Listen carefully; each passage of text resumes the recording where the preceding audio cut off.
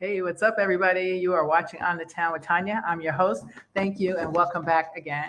We appreciate you. Please make sure you like and share if you can. So today's guest is a writer who, after earning her M.F.A, moved to LA a month after graduation. She worked background jobs as we all do when we get to LA, right? And she did what she had to do. Well, until a writing retreat actually changed the trajectory of her career. So going from, let's see if I got it right. Let's see, season 16 to 19, she was a showrunner assistant and promoted to writer's assistant on Grey's Anatomy. So please welcome the fabulous Ebony Washington. Hi. Hi, thank you for having me. Thank you so much for being a guest on our show. I appreciate you so much. That's the first time I've seen such a great, clear view. in that. I usually tell guests, come on your laptop, but they're like, and usually, well, no, I had one other guy, his phone was fabulous. So whatever phone that is, we must have the 13, 14. phone. So clear and crisp. So writing, how did you get into writing? So I started writing. I first took a class in my undergraduate school, SUNY Purchase College, and I remember I had, like, I've always was a creative person, and I started in the biology program there, and I didn't know why I was doing that. I think I was just still trying to figure it out and see if I can use my talents as a career. And then when I took the screenwriting course, I didn't realize that like I think I was aware that it was a job that you can have, but I didn't realize it or really think about it until I took a course and was like, oh yeah, people write these things, and like I'm good at writing. I've always been good at like writing an essay and creative writing, and so I took the course and I just fell in love with it. And I remember from then on, it's just like the super focus to pursue a career in writing just took over me, and I've never let it go ever since. And it did help to have a great professor who, just really was inspiring.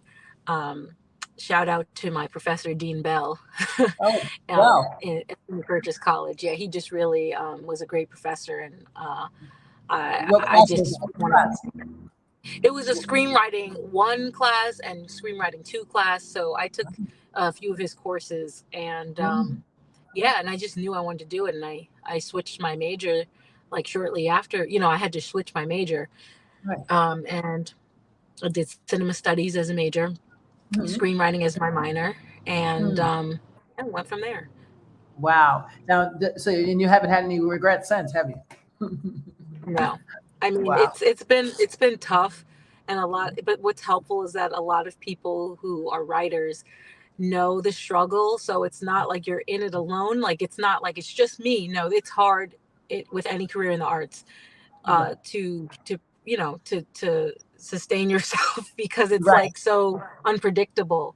So just to know that it's not just like it's everybody who goes through it. It's just like kind of like it would be weird not to.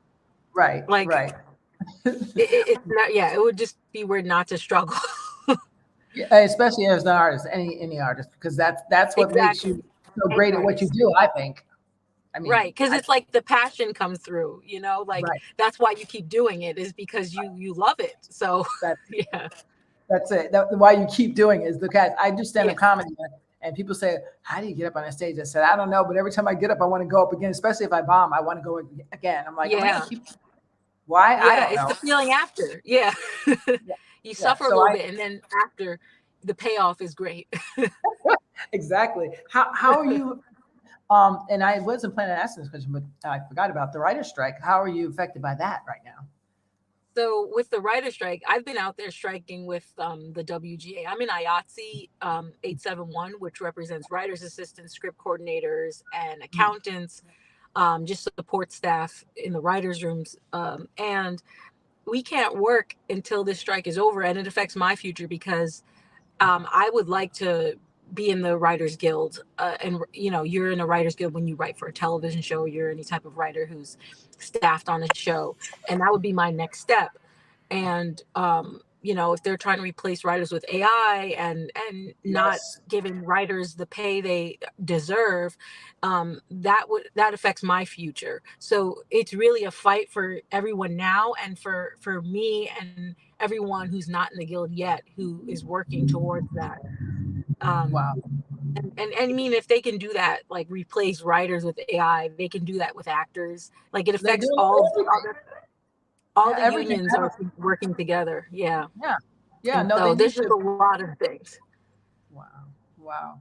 I mean, that's so essentially right now what's happening is so nobody's giving any new writing projects pretty much. No.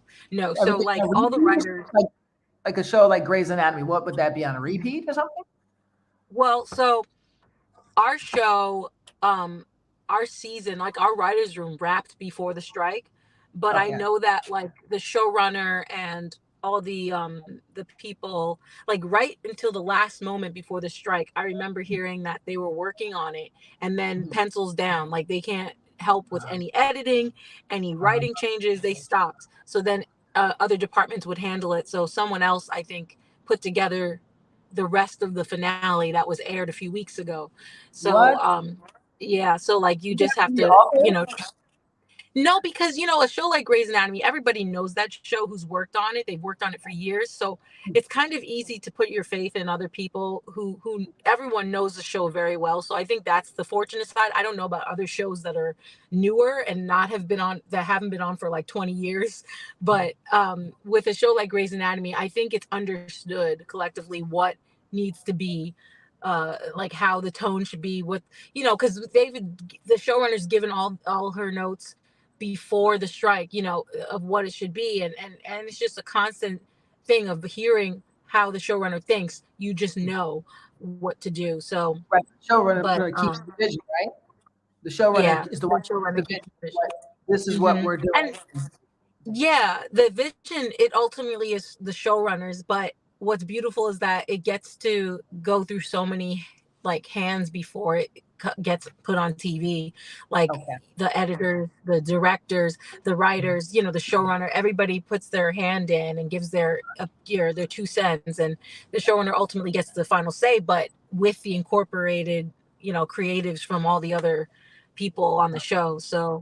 Um so yeah, the writers, nobody on our show has been writing once the strike started. That was it. So, but other shows have stopped production because the Right. writers aren't writing anymore. Ooh, They can only continue filming what was already written, and then wow. they no new stuff. So it's been crazy. A lot of productions have been shut down, and it's good because we want that to happen. So we can win our fight, and Right. prove our point that you can't have anything without us. Right. Yeah, it's And just we crazy. know, And and we notice the difference, by the way, when it's AI writing. I can tell right oh away. I can yeah, tell with pictures. I could tell with any dialogue. People have written books and say, "Oh yeah, I wrote this book," and I'm like, yeah, "I didn't say yeah, this. like Seems like an AI thing to me." I know I saw this funny sign that was like, AI didn't go to fat camp. Like you just can't, you can't just substitute someone's life history of their traumas and everything they've been through that are Yeah. put into these characters. It just would be soulless. Like you don't have a soul. Like an AI doesn't have. You Well, that's can't. the problem. Mhm. That's the problem. Until they perfect that, it's never going to be perfect. And most people like myself, I need the real thing. And I will, I don't watch television except for I'll pull out certain things that are well written, Yeah, because yeah. that's just I want to support them. But other than Hmm. that, I don't watch television. I don't watch anything unless Hmm. I'm supporting it on purpose, Right. because I I mean, don't. like I agree. Like you watch it because of the good storytelling, and if a writer just didn't share, if they didn't have a soul and were just writing like like a textbook kind of entry, it wouldn't you wouldn't connect with the audience that way. And No. that's what AI they're trying to do. And I'm just thinking, Like, what kind of story would you be tell? I just can't imagine what I've tried. that I've would had be. someone give me a demo, and to me, I mean, it's very scary. It's very scary, but it's to me, it's a clear difference. A clear difference. If I told you to write something, and I told you the plot, the storyline, whatever, and say, "Here, make something with this," and then give it to AI, to me, I don't know, but I think I can tell. I can tell, and because even when I was reading some one day, I was like, "What? This doesn't even sound right." It was an advertisement or something, Right, and I found right. out it was created through AI. Oh, So I was like, oh, "That explains it." computers are not smarter than humans. We invented the computer. We are smarter than humans. So we are smarter than computers.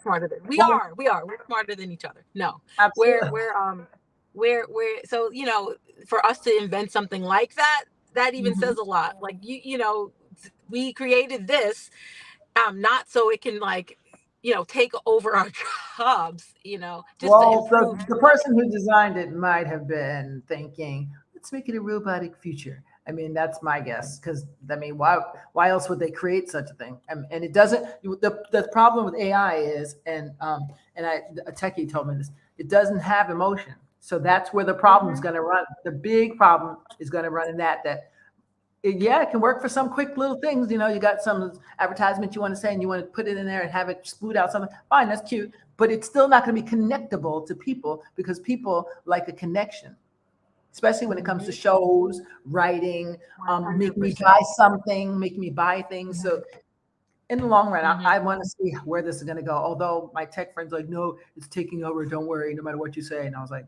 Yeah.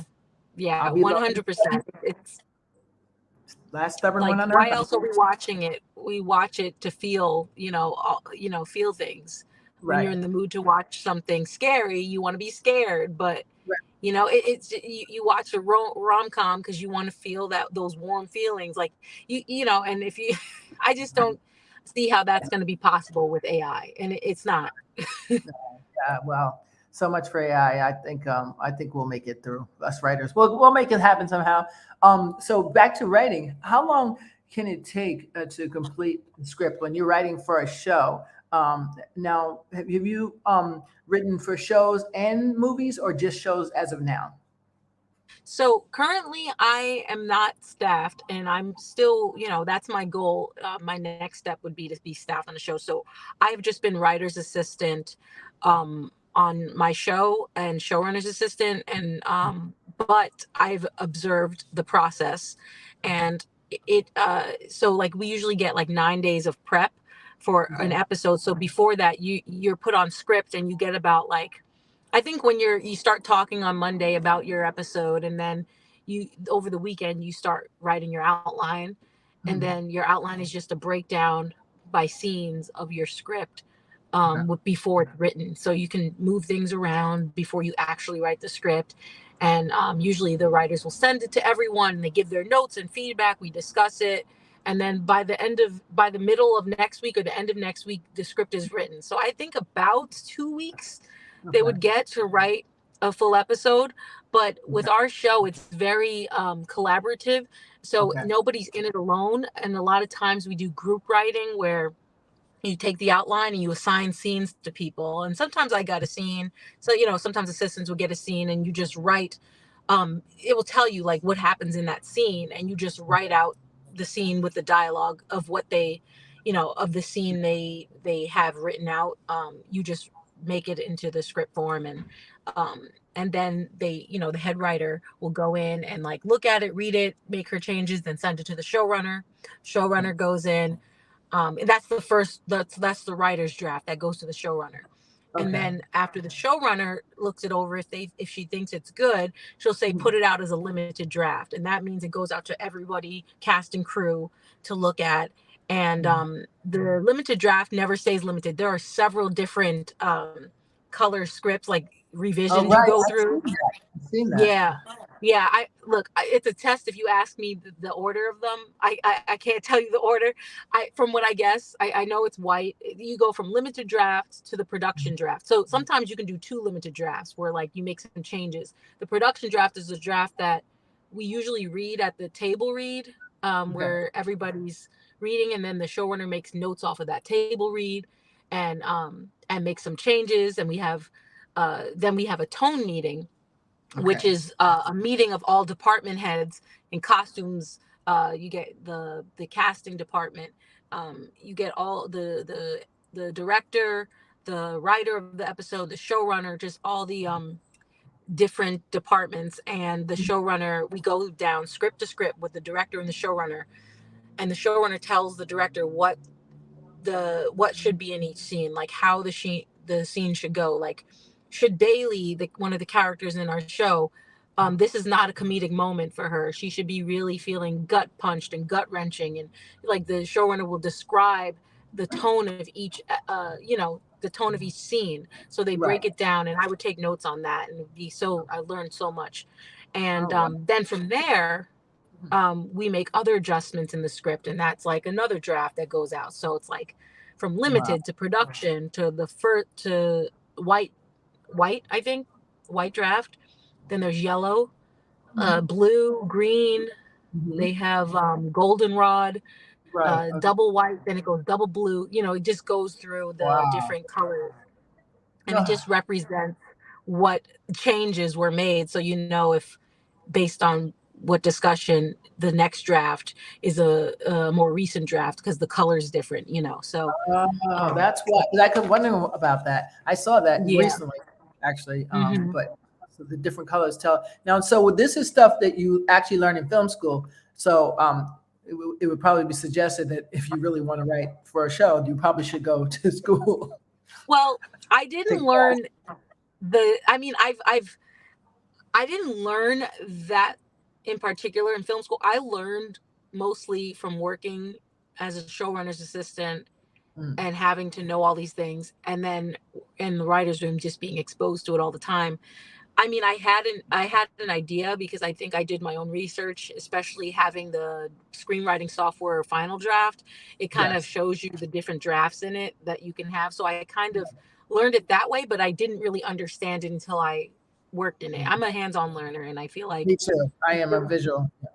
yeah, you don't really learn the full extent of things until you're doing it. And so these were just things I've heard of in passing, and not like had a full understanding of, Okay. until I Because worked.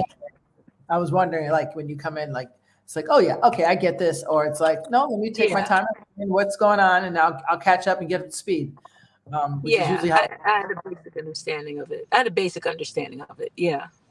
So in your writing now, you are what kind of writing would be ideal for you right now? Like, what do you want to be writing for a I, show, your own mhm, show? mhm. My goal one day is to be a showrunner and just create content for TV. I want to write for television. So my genre that I write is like a 1 hour episode, dramedy, which is like Mhm. drama and comedy together. Shows like Grey's Anatomy type of tone. Desperate Housewives is the show that made me want to write for TV, actually, or that with Yes, that soap hey, everybody. opera. Yeah, it's just like so. It's a fun show, and I've watched it so many times. And I would say, like, if I can write for anything. I think because I watch so much TV, but like if you ask me like the the thing I would really like to write for would be something like just something that's dramatic and funny, and so like I don't know if you've seen the show Younger. That's a half-hour show, but it's like a fun dramedy. Um, Okay, I just need that little comedy in there, but I'm right, not opposed to writing on a show so serious like Law and Order. I would do right. it. Mhm. I watch, like I said, I watch everything. Right now, I'm really into Superman and Lois, and Oh that's yeah, completely different than the two I just mentioned. I would write for that too because I'm a fan of it. I just feel like I'm not boxed in. good. Um, that I can write for different things, but Genres, yeah. the things I'm working on now are dramedies that I'm writing. Um, those are like the samples that I mainly write. Mhm. Um, so yeah. Well, and how did you discover like that's the particular thing that you liked? Like, as I know when you first came in, so let's say from when you was executive assistant, and Mhm. then So at that point, you had already observed a lot and knew a lot from just, I know that's one of the most important positions, I think, because they get to know everything. They get to see everything. So from there, then they were like, all right, so why don't we, promote you to this? Now you're in that, and now what? So how do Yeah. I like so you want to know like how I knew I like dramedies. yeah. It's just like dramedies are the shows that I mostly watch. I know that for sure more than Mhm. any others. I watch everything, but I feel like the majority of things I watch are dramedies. And I Okay. feel like when I'm writing, it just comes out that way. Like I need that levity with the humor. And I guess because that's how I I am, and not to take things too seriously. Like, and also like before I worked on Grey's Anatomy, I was a fan of it. Okay. Good. And So like good. I had always, yeah, like that was like something I was interested in. And the showrunner I was working for, she often writes dramedies. Like she had, when I first came onto her desk, she had 3 shows she was running, which is a lot. Like so I Woo. when I was yeah, she's amazing. But when I worked on her desk, it was January 2020, and I had never worked on a desk before or in the industry like that. I've worked in the industry in unscripted television, but Right. not in this. This is completely different. And I Right. was thrown into the deep end, so I had to learn fast because Wow. she was running not one, not two, but 3 shows. Oh my. And the other show she was running, so she had Grey's Anatomy, Station 19, and Oh, Rebel. And Rebel, I it was amazing because that show had just gotten picked up to have a 10-week writers room. So she had just had a pilot that got picked up from the network, and I got to be in on those meetings and listen to the great feedback, um, and I got to be in the room for the first 10 weeks and see how that worked. And it's a dramedy. That show is a dramedy. It's based off of Erin Brockovich's life, and it was just a fun show. And I think that also helped me say, yeah, this is the sweet spot. that- This is like the fun of what I want to do dramedy. okay. Just by being able to be in that writer's room for the first 10 weeks Right. Oh was my not gosh. boring to me. Right. Some people might be like, I don't like dramedy. No, it was like invigorating. So um I think that also helped me like secure, yeah, this is it.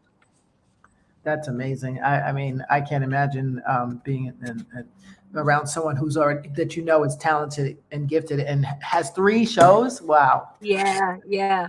She can do because it all. that's a lot of writing. Because I Yeah. mean, about how many pages is it for an episode? Is it what was it? I forgot. It's About about, so you want to hit like at least like, because with commercial times, right, a lot of times they'll have to cut the script down when it gets too right, long. That's a conversation we constantly have on right, our show. right. But I want to say, like, if you can get it to like 48, 49 pages, Okay, that's it. that'll be good, because sometimes it depends, like if on the episode, because if you have like a moment that's gonna be longer to shoot Right. and be more footage, or just things like you have to take into account what scenes you have. And usually a script is every one page is equivalent to 1 minute of TV Mhm. time. Mhm. So that's So it just depends on the episode. And right, that's where the showrunner comes in, because she already knows, because she's been doing it so long, so she just knows how long it'll take, or if we need to trim it because of the right, experience. You just do it so often, you're like, no, yeah, you're gonna have to cut that 2 pages, because we only have 9 days to shoot this, and we're not gonna have time to shoot all that. right. Yeah, um the showrunner knows all that. They're the best. yeah, They have the yeah, whole not master. That's not a nice word, but the bones of that whole of yeah. a show. Yeah. Right. Um, It's their job to do that. And you learn that over time too, if you're new at it. Like you just, the more time, I guess it's like with everything, the more you expose yourself and do it, you just become an expert at it. So, yeah. Well, yeah. and how did you? So the writing retreat you went to? Because I go back to that because I always think to people, it's not only the connections that you make, but it's being ready for Mhm. when the connections come. So Right. someone could say, "Oh yeah, you want to come and be my, so and so assistant," and you have no skills in that, then that's not going to help anybody, right? Mm-hmm. So you have Mm-hmm. been preparing yourself slowly, packing up your little tools to be ready, so that when it was time, Yeah. I'm here, I'm ready, let's go. Well, like, so, the our showrunner, she posted on Twitter that she was gonna do a course upstate New York on writing, and I knew it wasn't screenwriting, it was like automatic writing, it was like creative writing kind of. Oh, And it was only an hour and 30 minutes for me. I'm from Westchester, New York, so I yes, was like, that's you know yeah, so I just knew that, like, oh, I can go here, like, I don't have to travel to California, she's coming here. And I didn't go with the mindset of being like, I'm going to ask her for a job. Like, that wasn't, I knew that wasn't the place for it. And so I just said, let me meet her. Like, because I've always been someone who's like likes to reach out and meet people. That's just who I am. And so I knew that she was going to be here. I was like, I should take advantage of this. So I went over, it was a weekend, 3-day weekend retreat. I drove up there and up in the boondocks. And I Oh, in the what was wooded it? area, What state was it? uh, Where in New York? What was it? Rhinebeck, Oh, yeah. up Oh, it's the way up yeah, there. that far up there. So I I know. went in there. You have to pass You me. got to You have watch to out for pass the me. deer. Yeah, exactly. And I Right. I met her. She recognized me from Twitter because I would always tweet about the show. Oh, I'm one of really? those tweeters who like Oh, to tweet their feedback and comments and stuff. And so she was like, "You're Ebony from Twitter, right?" And I was like, I sunk in my seat. I was like, "Yes." Like, wow. but I looked at that as like that's a good thing because she remembers me. And then during the she was kind enough to tell us that she would answer questions about TV and film for those who want to pursue screenwriting. So before class, like, you would have to get there an hour early. It was probably like 7 a.m. and she would Okay. answer questions for you. And like, I think one of the questions I asked her, or this might have been the time before we left the program, I think I asked her, if I want to write for TV, do I need to move to LA? And she said Mm, yes. And from then on, I was like, okay, I need to make this happen, because I was the last person who would move from home. I told my family I would build a house in the backyard when I was younger. Like, to my yeah, I was the one who was never gonna leave. And it's still shocking to everyone who's like, Ebony, Right, like, right. Ebony's moving to California. Like, are you sure? And so even my siblings are all in New York, and I'm the one who, like, it just, I know I shocked myself, but somehow from that moment I started mentally preparing myself for it. Right, And a right. year later, yeah, I was in my first year, I think, of my grad program. And then the second year I went again the next summer, and she remembered me. She had handed out her email before, and I kept in touch with her. Mhm. And then, I had already made the decision to move by the next time I saw her. And Wow. so it was approaching my graduation date, but I had reached out to her when I moved out to LA that year, and I kept in touch with her. And then she offered me a job Wow. in January 2020. I moved October 2019, and a few months later, she offered me a job as her assistant. Um, Wow.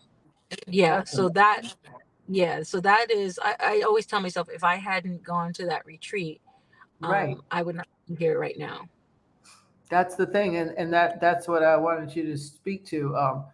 Sometimes there's a whole combination of things that goes into success, and one of them is networking and knowing Mhm. when to say, you know what, maybe since I know nothing about this, maybe I need to take that class. Maybe I need to Oh go yeah. here.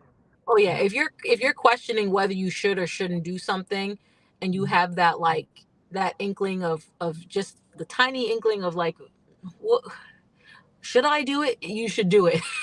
Yeah. Yeah.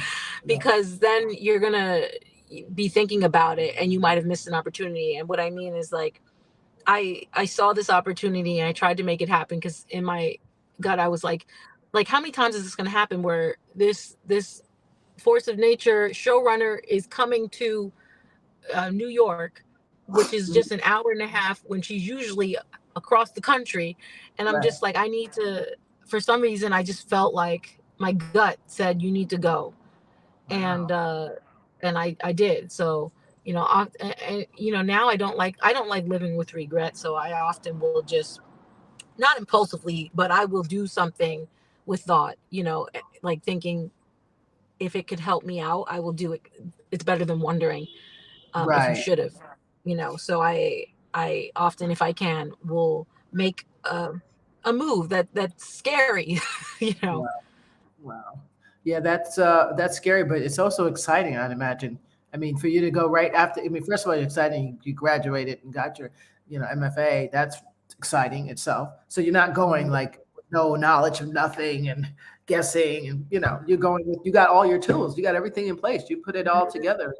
Hmm. That's what I want my viewers to get. That if you have a vision or a dream and you follow it, all Right. of it, anything can Right. happen. Yeah. Oh yeah. And I remember when I first moved out here, I met with a lot of assistants Mhm. who were in the industry. I'm sorry if you can hear a Okay. lot We love sirens. firefighters. Okay. We love fire. Speaking of, you should watch Station 19 Oh, really? It's on good? Okay. ABC. It's Station That's the 19. I'll check it spinoff. out.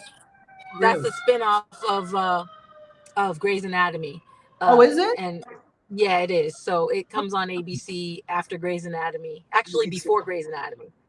Okay. Okay. I got to Station check that 19. out for sure. Another great show, and it was also show ran by my showrunner. So, but also yeah, so I met with a lot of assistants while I was out here. When I Mhm. first moved here, I just didn't know anybody. I knew some people, but like I didn't really understand like how to get into a writer's room because those jobs aren't posted online anywhere. No. So No. I would reach out to people on LinkedIn because it had worked for me before. I had gotten a set PA job in New York by reaching Right. out to people on LinkedIn. And, Oh. I sent lots of messages, and one person responded and Mhm. gave me a set PA job on Orange is the New Black, which was Oh, amazing. wow. Yeah. Wow. So, Um, I like LinkedIn. LinkedIn, pretty much people are legit. They come through yeah, usually. a lot of people forget LinkedIn, but it's a really great networking tool. Yes. And now social media is also a great networking tool. But for people who don't know that, LinkedIn is a great place to start if you're not sure. But Right. when I moved out here, I reached out to a few people. I was looking on Facebook groups to Mhm. try to meet with people, and I couldn't really find what I was looking for completely. So one day there was I signed up with this, I think it was the International Screenwriting Association. It's called ISA, and ISA. they host isa.org, and they Mhm. host networking events, like I think one Thursday a month before the Okay. pandemic. I don't know if they do that anymore, but it was a Thursday night, and I had just moved to LA, and I was telling my mom, I don't want to go to this because Grey's Anatomy's coming on tonight. And she said, girl, you better go to that networking event. Right. So I said, okay. I said, okay, fine. And she said, you could watch it tomorrow. And so I went, and there was a speaker there who worked on the Connors, Mhm. and she's a writer on the Connors at the time, and she Mhm. was talking, just speaking about the industry and her job. And I was sitting there and just listening, and then it occurred to me, like, afterwards, I should ask her if I'm networking the right way, because I'm not sure if I am. So I Right. asked her. I have one question. This is how I've been networking. I've been reaching out to people and telling them what I want to do. Is this the right way to do it? And she said Right. yes. And Wow. then she introduced me to her coworker, who was a script coordinator on the Connors. And like we became friends, and she is amazing. And she introduced me to a few people, and then they introduced me to more people, and then it kept Mhm. going. And then one day, like, there was a job opportunity that came up for a writer's PA on an Apple TV show, and five Oh, of people I met sent me this job and said, we're gonna submit you. And like I got an interview. wow. So like I was like, this is how it works. And that Right. was the first time I realized it. I was like, you need to network with people, Mhm. and tell them what you want, so they Right. can figure out how to help you. Wow. Because I remember going on so many lunch like some coffee dates. I was so sick of coffee. I was so sick of talking to people, but I was like, I got to do it. Right. Because Meet people. Right. Because I needed to meet people out here, to figure out how to get in. So right. Talking. that I'm was just my sorry. that was my first understanding of how to break in and how to network. Mhm. I learned, like, this is how you do it. Right. So there is a way. There's a formula. I say to get to Hmm. network, and a lot of Right. people don't realize it. They think it's just one thing. I'm like, no, it's many things. It's like being at the right place at the right time, and being appropriate because you can't just be like, yeah, Yeah. hook me up, and you don't have any skill or Hmm. talent. I mean, there's Right. multiple. People don't Yeah. respond well to the "can you hook me up?" Like, it's No, kind of no. like It's an you know insult. that, when it is. You have to read the room and kind of feel that out. But yeah, it's like you don't. It's honestly, you just have to be a kind person. I say, be open. You be patient, Right. but also kind of be bold sometimes. In the, you have to know when appropriately to be bold, but be bold, I mean, as far as like going up to someone and saying, "Hi, I'm so and so. It's nice to meet you," and just telling people what you do and starting a conversation, because that's uncomfortable when you don't know Right. somebody, to go up to them and start talking. Sometimes you have to do that. I was gonna say I'm famous for that, but including, including homeless, I will speak to anybody that I get a good energy connection with. That's just me. Exactly. Yeah, I'm glad that I'm not shy, thank God. No. But that's Yeah, amazing. it's hard. I built this up. This wasn't always it, but you have to. You said I built this up. I like that. Yeah. You seem like you were always just natural at just talking to any old body. So when you were writing on Grey's Anatomy, um, did you find what was the most interesting part versus maybe the hardest part, if there was such thing? Because I mean, you're in your element, so Yeah. So I didn't write on Grey's Anatomy. I was a writer's assistant. assistant, right? So But I'm sorry, writer's yeah, that's assistant. okay. You give That's input, okay. right? But well, yes, we're allowed to give pitches. But as Right. far as, so let me explain what a writer's assistant is. Okay. It's a support staff member in the writer's room. There are a few support staff members. There's a writer's PA, that's a writer's production assistant. There's a Right. writer's assistant. There's a researcher in our room who researches the medical stuff, and Right. then as a writer's assistant, my main job is to take notes in the writer's room. So when these writers are having conversations, I'm just tapping, like in the courthouse, how they have that Right. Yeah. stenographer, Stenographer. I think. Yeah, Stenographer. yeah, taking notes. That's basically what I do in the room. And there are two of us on our show because it's such a big show. So Right. we like alternate off, or sometimes we split into two rooms because we're talking about two different episodes, because we have a big cast, a big show, and we take notes. That's the main thing we do. And I think the hardest thing, for me, is, well, I have ADHD, and I it's was gonna not say, always. what am I gonna do with my ADHD? Go Yeah, ahead. yeah. I think Okay. the biggest, that's been the biggest challenge, is like, it's like, sometimes, I'll have days where like it's hard to focus, and Right. and I'm like, I need to pop an Adderall, because Adderall. I need to I focus. refuse. I Yeah, refuse. I yeah. need. I know what you mean when you say Yeah, that. yeah. It's like sometimes that would be like a struggle for me. In the earlier days, before, like, there was a moment where it was just me as a writer's assistant before we got Right. another, and it was like a small moment, and that was hard because, I've always wanted to get the notes out before midnight. Right. Usually we try to get them out at 6 now, because Before there's two of us. We midnight. can do Oh that. my God! What are your working Yeah. hours? Well, it was like just 12-hour days, but it was just like, it was a long, because it's hard when it's just you, because you have to clean your notes. That Uh-huh. was a struggle What do for you me. mean when You you say have to clean do it your notes? What do you mean when you say like clean your? I like guess, but I want. proofread Okay. Okay. That's proofreading all. your notes. Okay. So that was a little struggle for me for a little bit, until then we had two, and it's easy because when it's two of us, one of us is typing, the other one's cleaning, proofreading the notes, Uh, on a Google Doc. But okay. yeah, like, it's just like, just for me, it was a struggle, because it's so many characters. It's a big Right. show, so it's necessary to have two assistants. But yeah, that was just the mainly Oof. just the focusing was tough, and I didn't type fast at the beginning.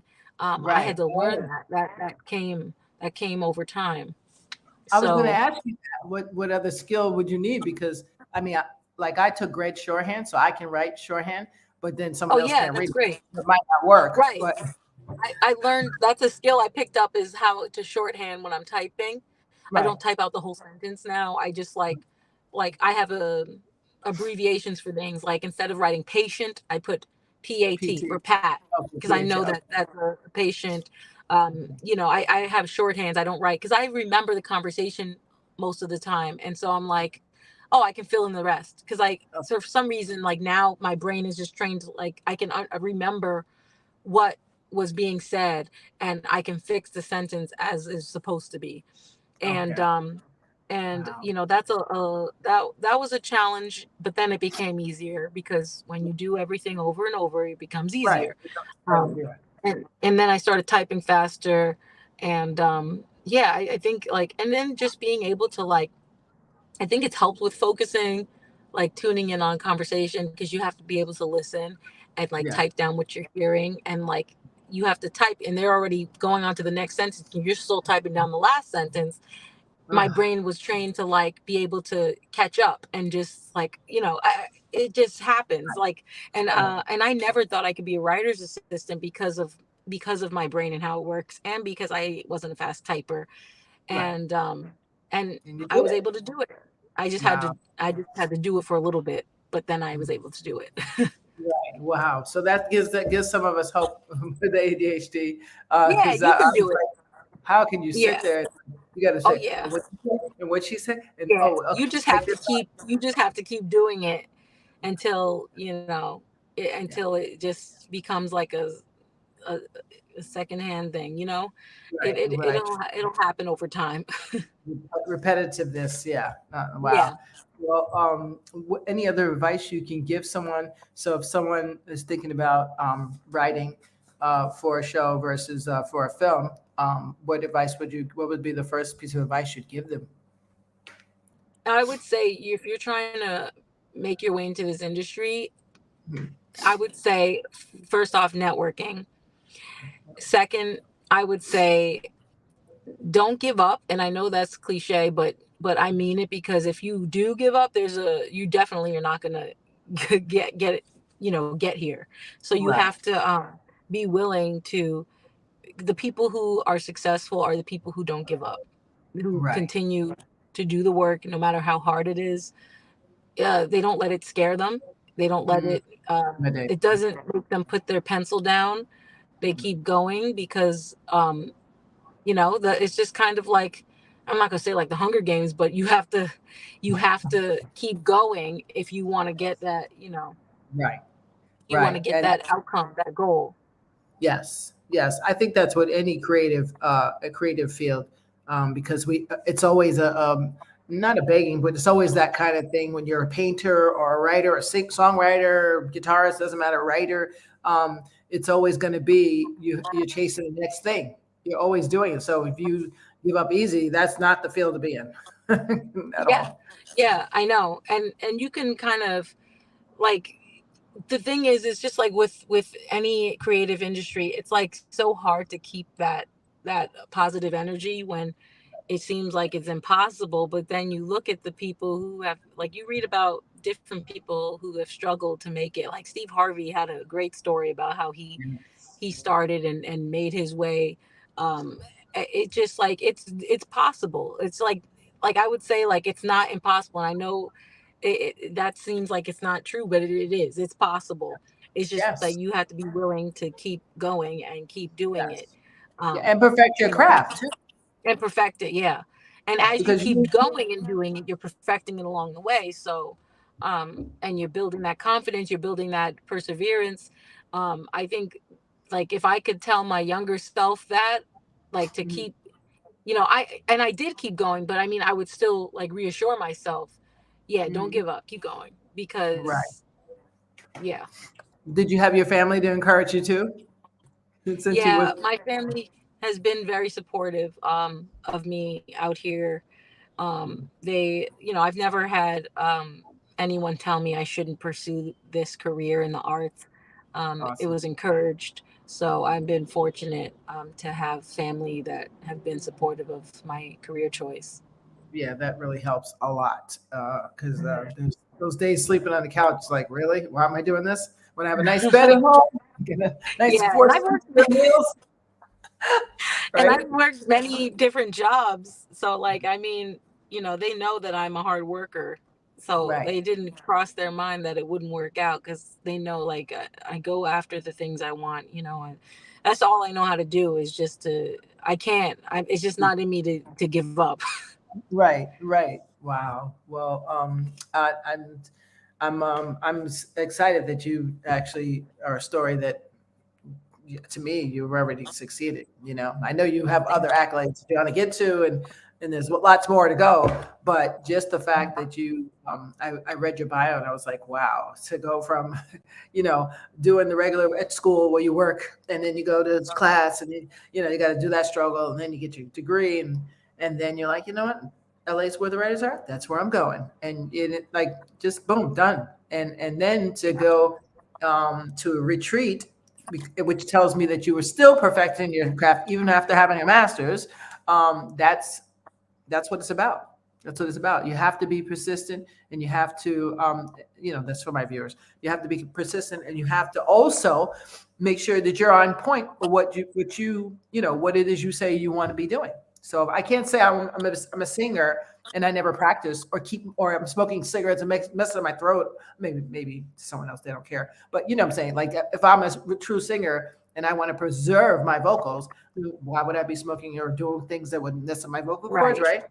So same with a Right. writer. You write. Mhm. What are you writing? Are you practicing every Right. day? Are you taking a Right. class here and there? Yeah. And the thing is, with I think with any creative career, I feel like it's not only doing the thing, like it's not only doing the writing, but it's living life to have those experiences, something AI doesn't have. Right. It's living life, it's reading books, traveling, because you need to experience the world Yes. around you to understand different points of views and understand different things, and just you know incorporate it into your work, and it makes you more creative. So I was going to say that. Yeah. yeah. Yeah. I was just reading something. I watched a video or something today about that. Like, use your life experiences, and if you have none, then when you get in the writers' room, everyone's gonna know. Right. Guess Yes. what? Yes. You have to go out there and do the thing that scares you. If it doesn't, if it's not going to hurt you, do the thing that Right. scares you. Um, Yeah, I get uh, that. because Like this. that's how you grow, is by putting yourself in uncomfortable situations that you force yourself to go through something that scares you. It helps you grow. Right. That's exactly it. And most of it, I don't know, they don't want to take the chance. Or I know so many talented people. I'm like, girl, why aren't you doing X, Y? Oh well, I'm like, okay, I can't convince you if you're not convinced. No, you're 'Cause, scared. You're scared. It's usually scared of failure. I mean, I get that. yeah, Um, absolutely. but I just posted a thing on Instagram. It was like a quote that I saw that was like, don't be afraid of failure because it's better to try than wonder. You know, Mm, try yes, at something than wonder if what if, you know. because that haunts you for the rest of your life. Hmm. The rest of It your life. does. I've never felt down to like 70, like, well, I should have, and I couldn't have, I would have, and Right. I wouldn't care how old I was, I'd still be going for my dream. I could be Right. And 90. that's why, exactly. That's why I live the way I live, is because I don't like living with those regrets. I'm Right. like, I'm not going to be looking back at this, so I'm going to do it now. Right, exactly. No, absolutely. You have to do what I think whatever your innate gift was. And I think everyone has one. A lot of people just don't know it or have not discovered Yeah. that is because maybe it wasn't Yeah. honed in childhood. Maybe they didn't get out enough or travel enough to figure out, oh, that's what it was I wanted to do because they saw Right. someone else do it. I mean, I don't know why some of us know right away. I've always been a writer. I think I remember Mhm. young as Is whenever Saturday Night Live came out. I don't know when that was, but I always wanted to be one of their. I don't know. I didn't know there was such thing as a writer for that, and I didn't know what a Uh-huh. writer was. I just liked to Yeah. tell stories and draw pictures, and that was just like a thing of mine as a young kid. Mhm. And I Mhm. tried.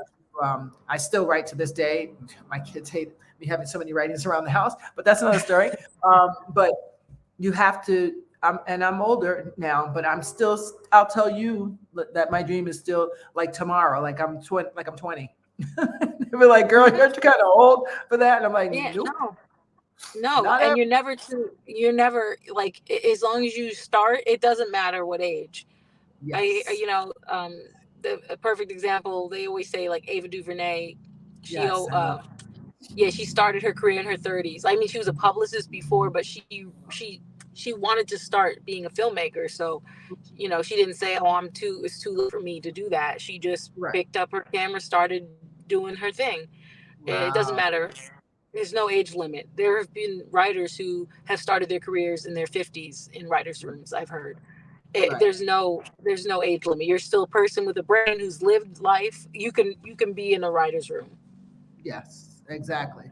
And that's really what it's all about. Just following your dream and not letting anyone or anything limit you. I have a friend. He's a comedian, and this guy paints like Picasso. He has no Wow. arms and no legs. Wow. And when he lost them, it was like, what am I going to do? He said, I had to learn another way. Like I had Right. to. There was no option to that. Like there's no. Hmm. Oh, I'm gonna still paint because I can. It's the visual that really was the painting. It's not really. This is the tool, but it was really this. What did he see? So with that Right. being said, got to find a new way to do it, and he did. I don't Yeah. know how. Because you have to create. It's like in you. It's something you need to do. Yeah, You find a yeah, way to make it happen. absolutely. I think it's Yeah. brilliant. I think you're brilliant. I can't wait to see what else you get into in the writing world. And any last piece of advice for anybody out there? Hi guys, I see you out there. Cousin, I um, see. any last advice? Yeah. No, just what I said. Networking and don't give up. I mean, that's Network. that's pretty much what I always tell. I'm still doing that now. You know, Right. so Well, wow.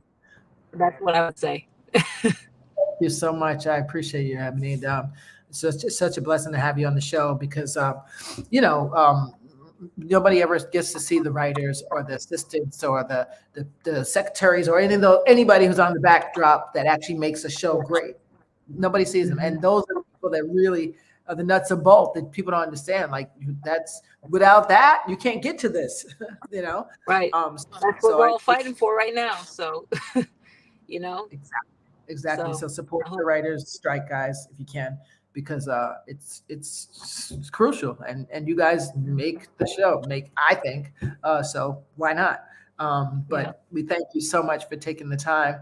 I want to say hi. I see your cousin out there, Rich. Hey, Um, Rich, how are you? Thank you, yeah. Rich, for letting us know about And your if fabulous. Oh yeah, this is my cousin, and Richard Adamson Jr. That's right. And if you're in the city area, they have strikes on the East Coast in Manhattan. Just look it up online. Google Writers Guild America East Uh-huh. Coast, and they'll show you where they're striking. If you want to join the picket line with the writers you know Oh, and join them, okay, okay. for those who are in New York and want to help out. Awesome. Yeah, it's everywhere. Even here in London, everywhere they're doing it. Yep. They're not Yep. they're So not wherever playing. you are, look it up. I'm sure there's one near you. Wow. Well, let's see. I hope it works out for everybody. Let's just say I'm just going to say hello to some of these people here. Guys, thank you so much for taking the time to watch. I see you out there. Hey, Tony, what's up? How are you? Maria. I see you. Grandma. Grandma's out there. Anita. Hi, Anita. How are you? I can't see my people on YouTube. I'm sorry. I apologize. But thank you so That's much okay. for. You can say hello. Yes, yes, we're still saying hello. And if you are thinking about a career in writing, and any form of it, it's very important that you share the show and that you listen to the show because I think we all need to be inspired daily. Some people think, "Oh, I got this and that's it," but it is a human being. You have to constantly keep reevaluating yourself and keep encouraging yourself. And you have to be around people that inspire you. So I thank you for taking the time to come and inspire us, because we need it. We need it. So appreciate you. If you hang out with me for a minute, I'm gonna end the show, guys, with a video. Just hang out with me for a minute. I hope you don't mind. If I get there, it is. All right, I'm just gonna end with a video. And Ebony, just hang out for a minute, and I'll be right back. All right, guys. Let's see. Share. Let's see if I can get this right. Present. They always change the name of something on me here. All right, let's see if I can get this right. Is it? Let's see if I get this right. Nope, I didn't get it right. I sure did. That's why AI can't do it. I know. It's like I just now this tells me share screen. I don't want to share my screen. I just want to show my video, guys. Really, slides? Is that what they're calling it now? Let's see. No, this is ridiculous. They changed something on me here, guys. So they got me twisted here. Share screen. Let me try this. Okay, I think this is what it is. Yeah, that's what it is. No, that's not what I want. Why isn't it? Oh, I know what it is. All right, I got it now. For real. Guys, you know how it gets sometimes. For real this time. This is a real person, not AI, okay? Here we go. So hold on. Here we go. I'm going to put us off. Just hang out for 1 minute.